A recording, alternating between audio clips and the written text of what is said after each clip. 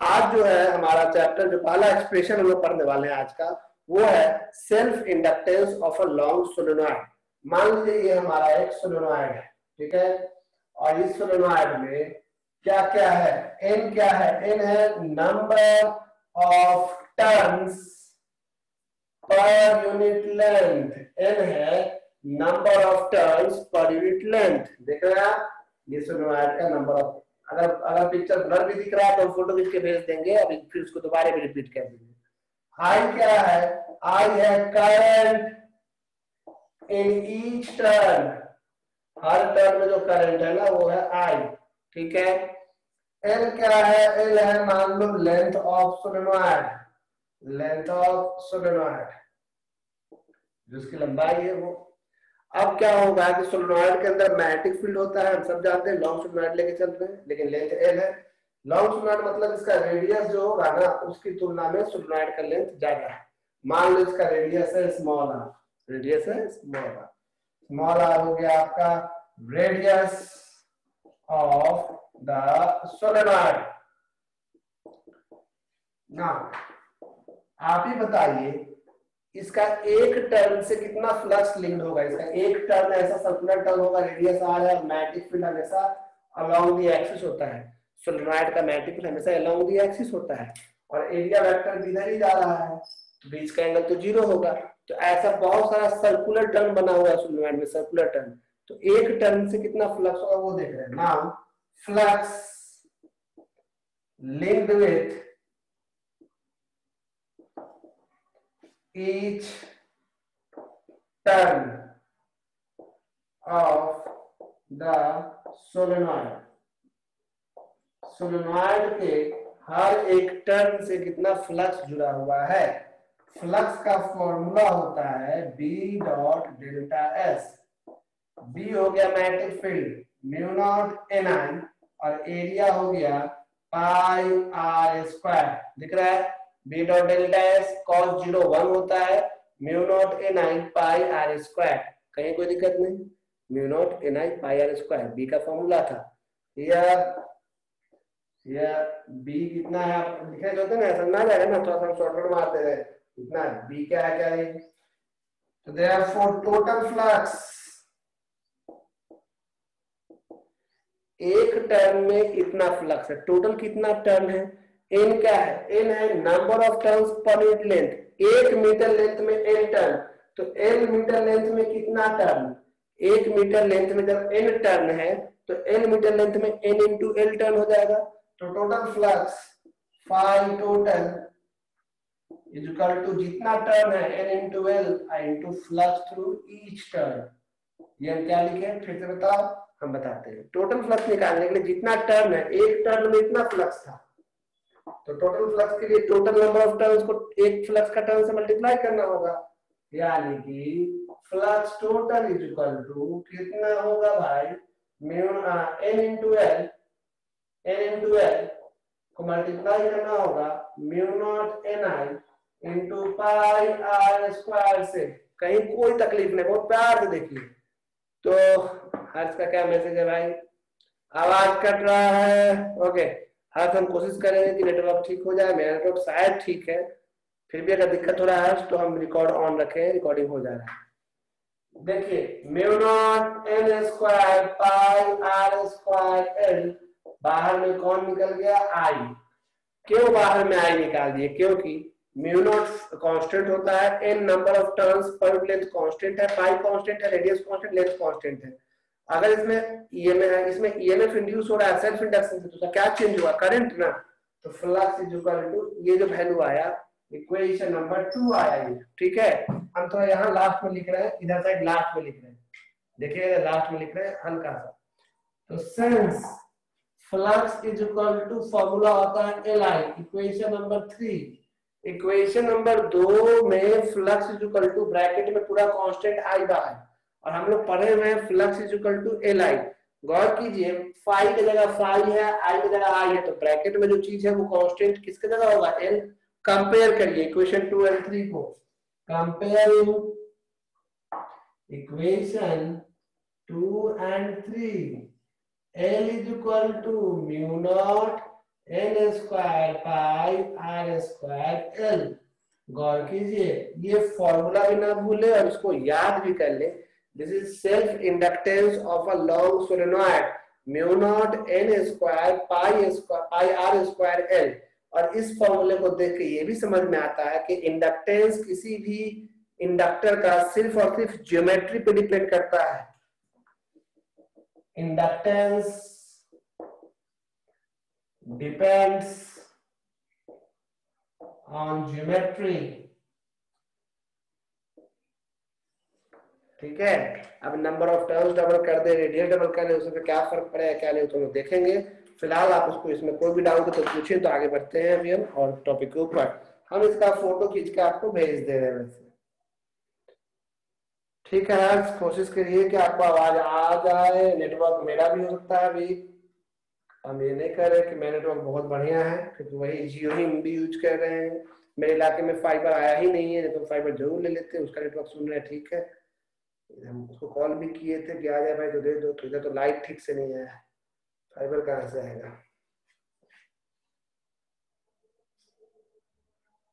देखिए आपको हम भेज दिए, एक बार आप स्क्रीन को देख लीजिए 2 मिनट, और फिर हम लोग अगले टॉपिक की ओर बढ़ते हैं। देख लिए,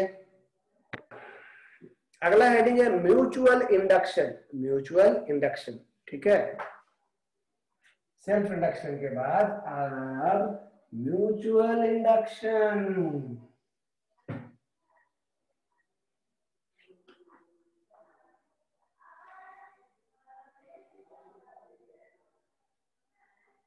कोशिश कीजिए कि आपको समझ में आए।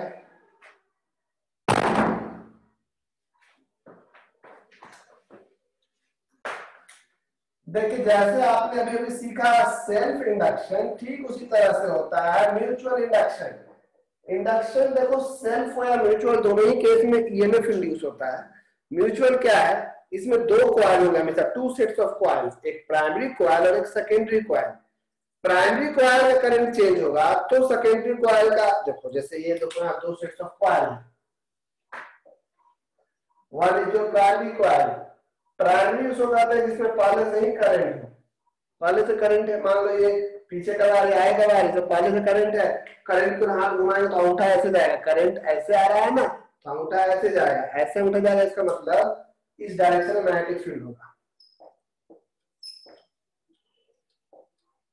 ठीक है, अब मान लो अगर इसका करंट चेंज होता है, इसके करंट के चलते यहाँ मैग्नेटिक फील्ड है, तो इसके करंट चेंज होने की वजह से अब इसमें क्या होगा, मैग्नेटिक फील्ड चेंज होगा, फील्ड चेंज होगा तो क्या चेंज होगा, फ्लक्स चेंज होगा, और फ्लक्स चेंज होगा तो क्या होगा, ईएमएफ इंड्यूस होगा। मतलब इसमें भी ईएमएफ इंड्यूस होगा। अब ये करंट इंक्रीज करता है, उसके हिसाब से कुछ और डिक्रीज कर रहा है सवाल के हिसाब से। तो ये अभी आपका सेकेंडरी कॉइल है। तो जब भी किसी प्राइमरी कॉइल के करंट चेंज होने की वजह से किसी दूसरे कॉइल का फ्लक्स चेंज होकर उसमें अगर ईएमएफ इंड्यूस होता है, तो वैसा इंडक्शन कहलाता है म्यूचुअल इंडक्शन। म्यूचुअल हमेशा दो लोगों के बीच में होता है म्यूचुअल इंडक्शन। इसमें प्राइम देखो, इसमें मन में कई सवाल उठता है कि भाई ऐसा करंट चेंज हो रहा है तो उसमें सेल्फ भी तो होगा। बिल्कुल सही, जब भी कभी म्यूचुअल हो रहा है तो वहां सेल्फ इंडक्शन भी हो रहा है, लेकिन अभी हमारा फोकस सिर्फ म्यूचुअल को समझने में है। लेकिन म्यूचुअल जब भी होगा तो साथ में आपका सेल्फ भी होता है। ठीक है, तो इसमें जब करंट पैदा होगा तो इसके चलते इसका फ्लक्स चेंज होगा, और इसका फ्लक्स चेंज होगा तो इसमें भी क्या इंड्यूस करेगा, ईएमएफ, और उसके चलते इसमें क्या पैदा होगा, करंट पैदा होगा। तो ऐसा इंडक्शन कहलाता है म्यूचुअल। सेल्फ में कॉइल खुद का ही करंट चेंज, खुद का ही फ्लक्स चेंज, खुद में ही ईएमएफ इंड्यूस करवाता था। इसमें कोई दूसरा कॉइल का ईएमएफ चेंज, फ्लक्स चेंज करके ईएमएफ इंड्यूस करवाता है कोई दूसरा कॉइल, तो इसलिए इसका नाम पड़ता है म्यूचुअल इंडक्शन। ठीक है, हाँ एक बात और समझिएगा, इसका फ्लक्स चेंज हुआ, इसमें करंट चेंज हुआ तो इसका फ्लक्स चेंज हुआ इस लूप का, और इसमें क्या पैदा हुआ, करंट। ऐसा करंट अब पैदा हुआ तो वो करंट फिर से इसका फ्लक्स चेंज कर सकता है। जब इसमें करंट पैदा हुआ तो उसका भी तो मैग्नेटिक फील्ड होगा ना, अब वो वापस से इसका भी तो फ्लक्स चेंज करके इसमें भी तो ईएमएफ पैदा करवा सकता है। तो इस ईएमएफ को कहते हैं बैक ईएमएफ, बीएसी के बैक ईएमएफ वापस। तो ये हम लोग आगे अल्टरनेटिंग करंट में सुनेंगे बैक ईएमएफ, बस नाम ध्यान रखिएगा कौन सा ईएमएफ कहते हैं, बैक ईएमएफ। तो इसमें क्या होता है, इसमें फ्लक्स जो होता है चेंज वो सेकेंडरी कॉइल का होता है, और ये डायरेक्टली प्रोपोर्शनल होता है करंट इन कौन सा कॉइल, प्राइमरी कॉइल। फिर से बोले, फ्लक्स चेंज होता है सेकेंडरी कॉइल का। हमारे आसपास जो ट्रांसफार्मर लगे हुए देखते हैं ना आप, जितना भी ट्रांसफार्मर, वो इसी प्रिंसिपल पे काम करता है। Transformer works on the principle of mutual induction. उसमें दो सेट्स ऑफ कॉइल होता है, एक प्राइमरी और एक सेकेंडरी। ट्रांसफॉर्मर दो तरह का आपको हम पढ़ाएंगे, एक स्टेप अप एक स्टेप डाउन। घर में भी आप दो तरह का ट्रांसफॉर्मर, आपके हर डिवाइस में लगा हुआ है ट्रांसफॉर्मर। जो पोलखोटे पे बड़ा बड़ा ट्रांसफॉर्मर लगा हुआ है, वहां पे बिजली आता है बहुत हाई वोल्टेज पे, उसको वो लो करता है, वो स्टेप डाउन करता है। आपके घर में आता है वो स्टेप डाउन 220 वोल्ट। हो सकता है घर में कहीं और कुछ और ज्यादा हाई वोल्टेज का जरूरत हुआ, तो वहां पे ट्रांसफॉर्मर आपका घर का जो छोटा मोटा डिवाइस में लगा है वो वोल्टेज बढ़ा लेगा या वोल्टेज घटा लेगा, वो डिपेंड करता है। तो transformer step up step down सब कुछ दो सेट्स ऑफ कॉइल की ही बदौलत हो पाता है। तो आगे जो एसी चैप्टर है ना अल्टरनेटिंग करंट, उसका सारा बेसिक यहीं से है, इसी चैप्टर से, इसलिए इस चैप्टर को थोड़ा आपको ज्यादा पका रहे हैं और कुछ नहीं। तो दो सेट्स ऑफ कॉइल है, प्राइमरी और सेकेंडरी। इस बार करंट चेंज होगा प्राइमरी का, तो ईएमएफ इंड्यूस होगा सेकेंडरी में, लेकिन बार बार सेकेंडरी और प्राइमरी वर्ड हम नहीं लिख रहे हैं। तो फ्लक्स इज इक्वल टू, यहाँ एक कांस्टेंट हम लिख रहे हैं एम आई, लिख रहे हैं M I. Flux is equal to M I, वहां एल आई लिख देते हैं, एम आई लिखते हैं। यहाँ एम जो है एक कांस्टेंट है, here M is a constant called mutual inductance. पूरा बोल दे तो कोएफिशिएंट ऑफ म्यूचुअल इंडक्शन ही बोल सकते हैं। म्यूचुअल इंडक्टेंस और coefficient of mutual induction of the coil. और इसका भी ऐसा यूनिट हेनरी ही होता है। इसको हम लोग उच्चारण करते हैं एच से, सिंबॉलिक फॉर्म दिखाते हैं एच से। तो इसका भी ये mutual inductance of a coil दिख रहा है ना, mutual inductance of the coil और सेल्फ इंडक्टेंस दोनों का ऐसा यूनिट हेनरी ही होता है। और इसमें भी आप अगर Faraday's law of since flux is equal to M I using कौन सा law, Faraday's law. Faraday's law की बात करें अगर आप, तो EMF is equal to minus में D phi by D T. तो EMF is equal to minus में M D I by D T. दिखा आपको, EMF is equal to minus में M D I by D T. M constant है तो अंदर बचेगा D I by D T. L D I by D T था, यहाँ पे M D I by D T हो जाएगा। यहाँ पे वन एनर्जी को फिर से डिफाइन करने की आवश्यकता नहीं है, इस पे हम लोग बात करने जा रहे हैं सीधे सीधे टॉपिक के ऊपर। तो आपको ये समझ में आ गया। Whenever definition, whenever an EMF is induced in a coil, whenever an EMF is induced in a coil because of the change in magnetic flux by another coil, whenever an EMF is induced in a coil because of, whenever an EMF is induced in a coil because of the change in magnetic flux by another coil,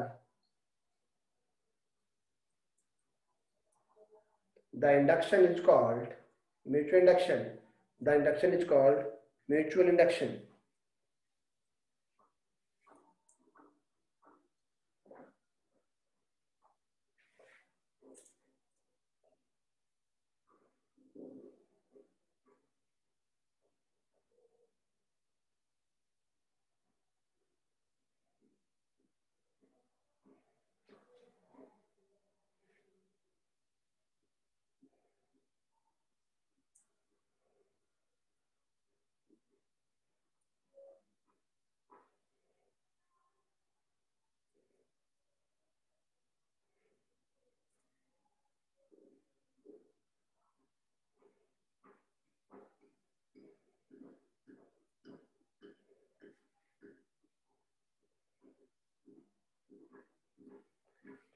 Saket का सवाल है, inductance से first derivation आता है numerical. Numerical जो है ना, जैसे अभी इंडक्टेंस तो न्यूमेरिकल ही पूछेगा आपको, सोलेनॉइड ये सब न्यूमेरिकल जैसा, लेकिन लगेगा वो डेरिवेशन जैसा है। अभी 2-3 न्यूमेरिकल हम करवा रहे हैं। हम इसका फोटो खींच के भेज दे रहे हैं, कुछ लोगों का मैसेज आ रहा है भैया फोटो भेज दीजिए, तो हम भेज दे रहे हैं, ठीक है। और कुछ डाउट है तो आप पूछिए, हम सुन रहे हैं। अभी ये मीटिंग जैसे एंड होगा तो आप दूसरा मीटिंग ज्वाइन कर लीजिएगा, ठीक है। म्यूचुअल इंडक्टेंस लिखिएगा, म्यूचुअल इंडक्टेंस हेडिंग है mutual inductance between two solenoid. Mutual inductance between two solenoid.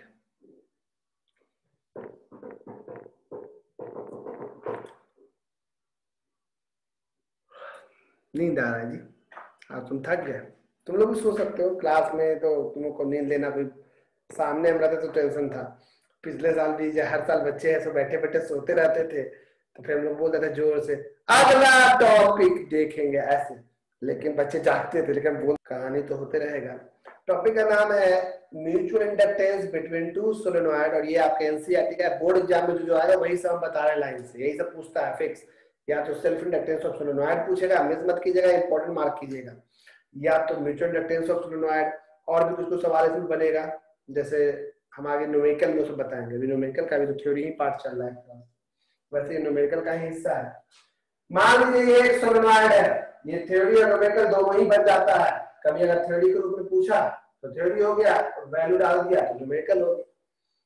एक सोलेनॉइड ये है, थोड़ा बड़ा सोलेनॉइड कर देते हैं, दिक्कत ना हो आपको।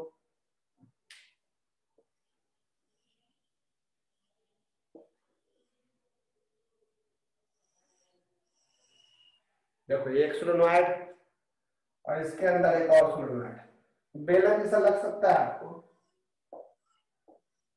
हम समझने के लिए अलग से निकलते हुए सोलेनॉइड दिखाए, लेकिन दोनों का लेंथ हम सेम अज्यूम कर रहे हैं। दिखेगा आप कुछ ऐसे बना दिए। अब दो सोलेनॉइड है, नंबर ऑफ टर्न्स दोनों का अलग अलग होगा, दोनों में लपेटा हुआ है वायर तो अलग लेंथ होगा।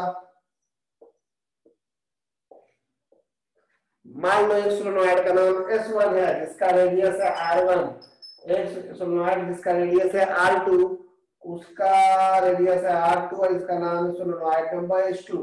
दो सोलेनॉइड है, एक है S1 और एक है S2, दिख रहा है आपको। एक का रेडियस है R1, एक का रेडियस है R2, और N1 हो गया नंबर ऑफ टर्न्स पर यूनिट लेंथ इसमें, और N2। देखो म्यूचुअल इंडक्शन में क्या करेंगे, किसी एक को करंट देंगे और दूसरा में फ्लक्स चेंज करवाएंगे। दोनों में करंट नहीं देना है, पहला एक ही में, एक प्राइमरी होगा तो एक सेकेंडरी होगा। अगर आप S1 में करंट दोगे तो S2 से फ्लक्स चेक करना होगा, S2 में करंट दोगे तो S1 में फ्लक्स चेक करना होगा। समझ में आया? तो आप किस में करंट देते हो, कैसे देते हो, ये ब्रेन में लगा के रखना। देखो यहाँ देख रहे हैं, late N1 and N2 are number of turns per unit length of S1 and S2 respectively। Solenoid का नाम उसी तरह से L क्या है, L है length of each solenoid, length of each solenoid. कोशिश कीजिएगा आपको ये समझ में आ जाए, कोई बहुत बड़ा रॉकेट साइंस नहीं है। एक बार समझ गए तो बोर्ड एग्जाम समय बकाने का जरूरत नहीं पड़ेगा, ना दस जगह भटकने का कि इंपॉर्टेंट है ये बता दो, सब चीजें समझ में आ जाएगा, दिक्कत खत्म। ठीक है, अब क्या है कि करंट आपको देना है, आप किसी भी एक को करंट दे सकते हो, प्राइमरी आप किसी एक को मान सकते हो इसमें कुछ, लेकिन आगे सवाल आएगा जिसमें कि फिक्स है कि भाई छोटे वाले को ही करंट दो या बड़े वाले को ही करंट दो, लेकिन यहाँ पे ऐसा कुछ दिक्कत नहीं, आप किसी भी एक कॉइल को आप करंट दे सकते हो। किसको करंट देने की इच्छा है भाई, S1 को या S2 को, बताइए करंट किसको सप्लाई करने की इच्छा है, S1 को या S2 को। तो मान लीजिए हमारी इच्छा हुई कि हम भाई इनर वाले को देते हैं current. Let I is equal to current in each turn of S1। S1 के हर टर्न में करंट आई है, तो आपको पता है ना जिस सोलेनॉइड में करंट देंगे उसी के अंदर मैग्नेटिक फील्ड पैदा होगा। तो मैग्नेटिक फील्ड सिर्फ सोलेनॉइड के अंदर होता है, बाहर तो होता नहीं है। हमने सिर्फ S1 को करंट दिया है तो S1 के अंदर मैग्नेटिक फील्ड होगा, मतलब मैग्नेटिक फील्ड इसी इलाके में रह जाएगा। इधर इतना समझाने के लिए मिला है, देख रहे हो, इस रेड लाइन के बाहर मैग्नेटिक फील्ड 0 होगा, मतलब सिर्फ S1 के अंदर मैग्नेटिक फील्ड होगा, सिर्फ S1 के अंदर मैग्नेटिक फील्ड होगा। Magnetic field in solenoid S1 B is equal to mu naught N1I, क्योंकि वहां पर नंबर ऑफ टर्न्स तो N1 है ना, तो म्यू नॉट टाइम्स N1I। अब देखो फील्ड इसके अंदर है, लेकिन हाँ हम फ्लक्स किससे चेक करेंगे, S2 से। करंट दिए S1 को तो फ्लक्स चेंज S2 का चेक करेंगे, क्योंकि तभी तो म्यूचुअल इंडक्शन होगा, है कि नहीं। तो फ्लक्स लिंक्ड विथ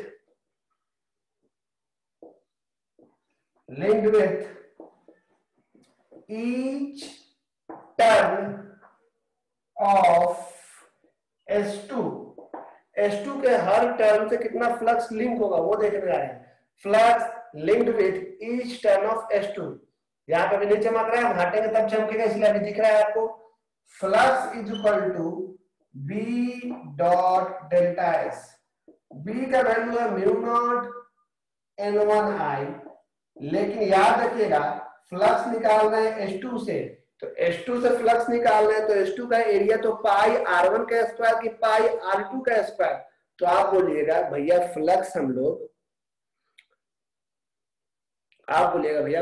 हम लोग सिर्फ उतने ही एरिया का लेते हैं जितने एरिया में मैग्नेटिक फील्ड है। आप लोग का मैसेज आता है तो हम सामने ही रखें, कुछ भी दिक्कत होगा मैसेज कर दीजिएगा, जब भी ये ब्लिंक करता है हम तुरंत देखते हैं। तो आप बोलिएगा भैया फ्लक्स हम सिर्फ उतने ही एरिया का लेंगे जितना दूर का मैग्नेटिक फील्ड है। जैसे भले इतना बड़ा एरिया है लेकिन मैग्नेटिक फील्ड तो सिर्फ S1 के अंदर ही ना है, तो मजबूरन हमें एरिया में पाई R1 का स्क्वायर लिखना पड़ा। फिर से बताते हैं, फ्लक्स निकाल रहे हम लोग S2 से, फिर भी एरिया हम S1 का क्यों लिखे? क्योंकि मैग्नेटिक फील्ड सिर्फ उतना ही एरिया लेते हैं जितना दूर मैग्नेटिक फील्ड है कि नहीं? तो वही काम कर रहे हैं। देखो म्यू नॉट N1I पाई, तो देयरफॉर टोटल फ्लक्स कितना हो जाएगा? Phi total. तो ये बताओ टोटल फ्लक्स निकालना है S2 से, फ्लक्स टोटल थ्रू S2, तो S2 में कितना टर्न है, टोटल कितना टर्न है S2 में? तो एक पर यूनिट लेंथ टर्न है N2, टोटल लेंथ है L, इसका लेंथ है L, तो टोटल नंबर ऑफ टर्न्स हो जाएगा N2 into L और म्यू नॉट N1I into पाई R1 का स्क्वायर। दिख रहा है? तो फ्लक्स बराबर कितना आया? Mu naught N1 N2 pi R1 square L। अब बाहर में निकल गया I, देख रहे हैं? Mu naught N1 N2 pi R square I, क्योंकि I तो चेंज हो रहा है तभी इंडक्शन हो रहा है। इक्वेशन नंबर 1, नंबर 2, ये मीटिंग तुरंत एंड हो जाएगा बात करते करते। Since flux is equal to mi, अभी भी पढ़ाए हैं, flux is equal to mi, compare करो, comparing flux m is equal to कितना आ जाएगा? m is equal to comparing 2 and 3, m is equal to formula mu naught N1 N2 pi R1 का square into L। देखा, ये formula हुआ। तो meeting आपका तुरंत ही एंड हो जाएगा 1 मिनट के अंदर, इसलिए आप इसका फोटो ले ले और अगले मीटिंग में भी रहेगा ये, आप ज्वाइन करेंगे, वहां पे भी हमसे इससे रिलेटेड कोई डाउट पूछेंगे। अभी तक समझ में आया? फिर हम बोर्ड में सवाल दिखाने वाले हैं, आप देख लीजिए, कहीं कोई दिक्कत हो, कहीं कोई